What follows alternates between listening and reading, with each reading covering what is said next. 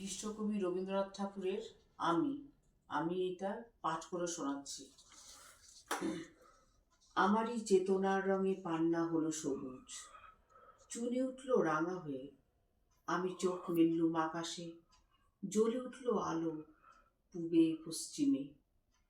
গোলাপের দিকে চেয়ে বললুম, সুন্দর সুন্দর হলো সে। তুমি বলবে, এই যে তত্ত্ব কথা, এ কবির বাণী নয়। আমি বলবো, এ সত্য, তাই এ কাব্য। এ আমার অহংকার, অহংকার সমস্ত মানুষের হয়ে। মানুষের অহংকার পটেই বিশ্বকর্মার বিশ্বশিল্প।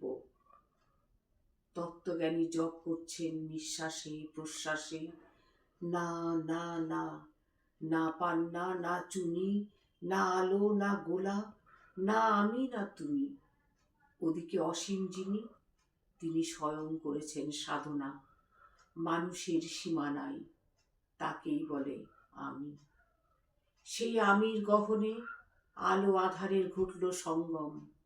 দেখা দিল রূপ, জেগে উঠল রস। না কখন ফুটে হলো হাঁ, মায়ার মন্ত্রে, রেখায় রঙে, সুখে দুঃখে। একে বলো না তত্ত্ব, আমার মন হয়েছে পুলকিত। বিশ্ব আমি রচনার আসরে হাতে নিয়ে তুলি, পাত্রে নিয়ে রং। পণ্ডিত বলছেন, বুড়ো চন্দ্রটা নিষ্ঠুর চতুর হাসি তার।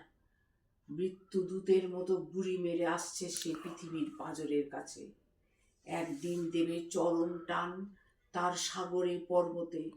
মর্তলোকে মহাকালের নতুন খাতায় পাতা জুড়ে নামবে একটা শূন্য।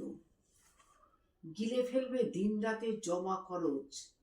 মানুষের কীর্তি হারাবে অমরতার ভান। তার ইতিহাসে লেপে দেবে অনন্ত রাত্রির কালি। মানুষের যাবার দিনের চোখ বিশ্ব থেকে লিখিয়ে নেবে রং। মানুষের যাবার দিনের মন ছানিয়ে নেবে রস। শক্তির কম্পন চলবে আকাশে আকাশে, জ্বলবে না কোথাও আলো। বিনাহীন সভায় যন্ত্রীর আঙুল নাচবে, বাজবে না সুর। সেদিন কবিত্বহীন বিধাতা একা রবেন বসে নীলিমাহীন আকাশে, ব্যক্তিত্বহারা অস্তিত্বের গণিত তত্ত্ব নিয়ে। তখন বিরাট বিশ্বভুবনে দূরে দূরান্তে অনন্ত অসংখ্য লোকে লোকান্তরে এ বাণী ধ্বনিত হবে না কোনোখানে, তুমি সুন্দর, আমি ভালোবাসি। বিধাতা কি আবার বসবেন সাধনা করতে যুগ যুগান্তর ধরে? প্রলয় সন্ধ্যায় জপ করবেন, কথা কও কথা কও। বলবেন, বলো তুমি সুন্দর। বলবেন, বলো আমি ভালোবাসি। নমস্কার।